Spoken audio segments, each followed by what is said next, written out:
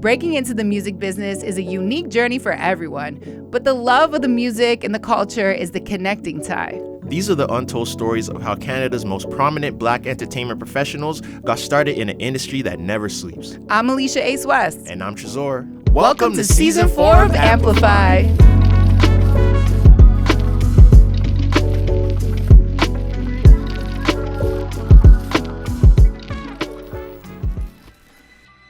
Success isn't a number, it's a feeling. For Black creatives in Canada, winning looks different from what the industry's highlight reel suggests. It's not always the award or the viral moment. Sometimes it's a kid saying, "Yo, you're a legend." Sometimes it's finally being able to rest. This is what victory actually sounds like, when you stop performing it and start living it. Jemeni doesn't measure success by streams or cosigns. She measures it by peace and by authenticity, by whether she can look at herself and recognize who's looking back. Winning is what you feel, not what you post. You know, it's interesting. I measure success. Sometimes obviously when you have to, when you're in the job, you measure success through metrics. Like you kind of have to, okay, this, that, the other. But for me, in 2025, I measure success kind of by how I feel. I feel like when I was a lot younger, it was like pressure, this, that. And it's like, now I just don't want to be pressured. I just want to choose things that I love. And thank God I've put in the time where I'm able to live that life, right? So it's like, if I want to sleep in, if I want to work on a project I love, if I want to work on it for this reason, that's success to me. And throughout my career, it's interesting, there's little moments. So for instance, Mark and I, Mark Strong, we would have like a listener would call and be like, I just spit milk out of my nose, because that's a win for us, okay? That's big. Someone who calls and says they hate their job, but we help them get through it. Getting cussed out by parents because the kids won't get into the school until they get to sing "Gem is my name, the juice with Gem," and they're serious. Like, Gem is late and Kira won't leave. Like those things to me are successes. There's a comedian who was on Saturday Night Live, and Mark and I, all of us were backstage doing something. I was talking shit, doing whatever. And she heard something I said and came over and was like, "Can I steal that joke?" It's like, yes, I just won in life. You know what I mean? Like those silly things. And then there's meaningful things like someone named their child after me who I don't know. Someone called me and said their mom was dying of cancer. And of course, in cancer treatment, it's about, feeling positive and being uplifted. And the only thing that would lift her spirits is to listen to us every morning. So those are my kind of success stories, because I want to connect. And those are moments of connection, right? Past just static radio or you're listening. That's where we meet in the middle and connect. For Imani, the real win isn't about her. It's about who she can lift up. Because storytelling hits different when it turns the spotlight outward. Recognition doesn't always have to be personal. Sometimes, success means making space and letting someone else shine. I've been a part of a few different award-winning teams, but the main award that I've won was when I was a journalist at CBC News, and I produced a radio documentary about Black nurses through the pandemic, and it showcased some of the issues they were facing on the front lines, dealing with racism as they're working through the pandemic, right? That was one of the last hard news pieces that I produced before shifting more into the entertainment space. But with that, it was just great to see that not only was CBC and the different health associations across Ontario recognizing their the issues that they face on the front lines. Keziah doesn't always recognize her milestones in the moment. They sink in later, because growth isn't loud. It's the small, quiet shifts that only make sense when you look back. Sometimes the win shows up before you even realize you've crossed the finish line. You're probably further along than you think. I really don't know what my biggest win is. I think they're all big, but I don't look at them as wins. I look at them as goals achieved. Sometimes I don't even know that the goal is there, And then it's achieved, and I'm like, oh yeah, that was a goal. Yeah, you know, I don't look at my career like that. I don't look at life like that. I sit in the moment, and I'm really proud to look back and see what I have accomplished. But that's not without friends, that's not without family, that's not without community. So it's a really hard question for me. There's not one I can point to. For Dr. J, the measure of impact isn't applause or headlines. It's in the moments that show who's really paying attention and who you're creating for. So the other day, like, the 26-year-old came to a fete, and it was definitely a younger person event that I DJ'd at Apartment 200. I don't know if you're familiar with that venue, but yeah, I was shocked they even hired me. And it was raining. I didn't think people would be there. I get in, and the owner walks me through as I put the bag down. You know, one of the DJs like, you ready to go in? I was like, well, not really, but all right, let's go. So plug in. It was a different kind of setup, so it took a second. And I played one song, and I saw how people reacted, and I was like, all right, it's go time. And I just turned it on, and the place was shaking. And people were like, I've never felt the place shake like that. And then, you know, my son was in a corner, so when I was done and I walked over to him, he was like, Dad, you're a legend. I've never seen it like that. And that was like the greatest when you told me that. Because, you know, for your own child who's, you know what I mean? So when he said that, it was like, I want to ball inside the place now. I'm like, okay. All right, Jay, thanks. Okay, you know, deep breath. Yeah, so that felt good. Haviah Mighty won a Juno in one of the toughest seasons of her life. Sometimes the biggest wins don't happen in the perfect moment. Sometimes they happen when you need them the most, as proof that you're not imagining your own greatness. Yeah, most memorable win. I would say the Junos as well. I would say, you know, all the nominations, but of course the win. Yeah, it was very memorable. I think especially at a time when I put out a project that, you know, I got like really ill when it was coming out, you know, and it was like a potentially fatal situation. And so like, I think for me, there was no regard for what the project could do. I was like just coming back and trying to get my health and just excited to be able to still do music. And yeah, just like sometimes, you know, they say things happen when it's least expected. And I would say that, you know, the Juno win really felt like that. And at a time when I think I didn't realize I needed it most, that being such a notable thing just reaffirmed the path of being a musician and knowing that you still have listeners, you know, you still have time, you still have life. For Omega Mighty, the real win is simple: showing up as herself. No code switching, no shrinking, no performing someone else's version of success. Just being authentic and letting that be enough. Yeah, of course, I think for me, being nominated for the Juno Award was notable. Not just because it's the biggest, you know, music award you could receive in Canada. I think it's actually less about that. I think it's more, it was something for me because I felt like there's no way that I would actually be nominated. I submitted, of course, but I was like, there's no way I would actually be nominated because I don't fit in a box of just reggae music. So I think for me, it was a reminder that I am authentic. I am who I am, and it will be received. So I think like, yeah, less about the actual nomination, cool to put on my profile and all of that, but I think less about that and more about reminding me that like, yeah, you do need to continue with what you're doing in the sound and the way that you're amalgamating your cultures and who you are in your identity. It definitely resonates and it is authentic, yeah. Click's legacy isn't in his own accolades. It's in the doors he opened, creating space for others to win. That's the impact that outlasts any individual moment. Cultural shift doesn't happen alone. Your win multiplies when you bring other people with you. I think the first biggest win was probably being nominated for a Juno and winning a Much Music Award. I wouldn't be in this city if it wasn't for those things.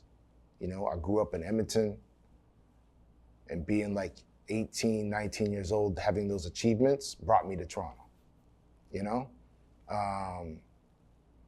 I'd say the next win for me from that was like, maybe I guess started working at record companies, promoting concerts with Jonathan Ramos. Some of those things were groundbreaking things I think like really shaped the city, you know? I think another huge win that I'm very proud of is Styles Awards. You know, developing an award show like that, like I've had so many people come to me and tell me like what that did for their careers. And so that really resonates with me, especially when it was something that like I dreamt up, you know, with my partner Mike at the time. You know what I mean? And to see that do what it did for as many years as it did is definitely a huge win. But I'd say the other huge win that really like I'm super proud of is Julie Black. Is like having the opportunity to help Julie Black find the success she had, especially on the first 2 albums that I helped A&R. Like that to me, I learned so much working those projects. Like for me, it is awesome to see her, you know, get plaques and tour and do what she did, but like it was such a learning experience for me. So it was not just a win for her, it was a professional win for me. You know what I'm saying? Like, you know, the stuff I learned from working within Universal and working within that system of what it takes to actually break an artist and have success, I'm grateful that I was able to have that experience. When Spex stood at the Caribbean Music Awards, he felt it. That moment when the culture finally gets its due. It wasn't just about him. It was about the whole community. The sound, the struggle, and the grind, finally recognized on a bigger stage.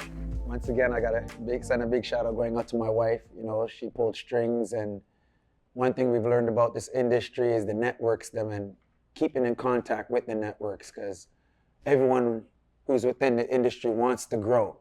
So someone that you met at starting point A could now be could be at G, could be at F, could be at L, you know what I mean? So while they're growing and you're growing and you keep those networks, then as much as you're building them, they're helping to build you. So as far as with the Caribbean Music Awards, that was an amazing experience. I went there the first year just an attendee, basically. The second year, I presented an award. And the third year, I'm on the red carpet for BET, interviewing people such as, whether it be Buju Banton, SZA, whether it be DJ Khaled, Busta Rhymes, whether it be Maya, Spice, Allison Hines. So that was an incredible moment for me to actually be on the BET network, being marketed and promoted not only in the States, but here in Canada and around the world to all those that watch BET. When we did the live stream on the YouTube, there was like 2.7 million people watching that stream. And then when it went live, I believe there was like over 14 million people watching the live, and that's not including all the other ways that they were broadcasting it. So an incredible opportunity that I really give thanks for. And just going on the streets, even up to right now, the amount of people that seen it, you know, that are enthusiastic as much as I was about it, and that are motivated, inspired by it, you know. And then when I have, like for instance, my daughter and my nieces and her school friends, you know, saying, wow, you know what I mean? And it's just a great feeling because these are people that never really seen me when I was really coming up. So to see 13 and 14-year-olds, or even 6-year-olds and 7-year-olds, and 60-year-olds and 70-year-olds, you know, people from all different generations and different walks of life, you know, saying, yeah, you know, great job, or wow, you did that, or man, I want to do that too, or, you know, that, okay. It's just an amazing feeling, you know, as you can see, I'm smiling on my face, you know, the warmth of my heart and all that. So it was absolutely incredible, and I give thanks to the Almighty for that, because they could have chose anybody in the whole world, and not even from Canada, because it was based in New York in Flatbush, and they could have chose anybody from New York, or anybody from the States, or anybody from the UK, or Jamaica, or anywhere in the Caribbean, or anywhere in the world, and I got that opportunity. So, you know, it's truly a blessing, and I know that only great things can come from it. Building personal success without passing it forward, that's just ego. Legacy happens when you make space for the next generation to rise even higher than you did. Keziah knows that mentorship is how wins turn into movements. I've had the pleasure of so many people feeding into me. And the mentorship that I've received over the last 38 years has not been formal. It's all been really informal. Like it's no joke that it takes a village. It truly takes a village. You know, I'm a minister's child. My mom is a minister, and as much as my dad was taking me on the road and he was playing bass, my mom was taking me to church, and then because she was in youth ministry, she was leaving me with all of the aunties and all of, you know, the people that she was working with, and they fed into me. And so that was mentorship growing up, and it didn't stop, and it hasn't stopped. My parents have a very strong network of incredible people who are from all different cultures, but I definitely recognize the esteem and the elevation that comes from those that have come from the West Indies and how hard it was for them. And so that has been imparted onto me, and I'm really blessed to be in that space. So when I can, for other women, Black women, when I can put them on, I do. I know that there is less than 3 Black women in this country that are in leadership positions across Canada. And I know that I'm one of them. So there are so few, misunderstood, oftentimes getting marred with things like angry Black woman, but also they need care.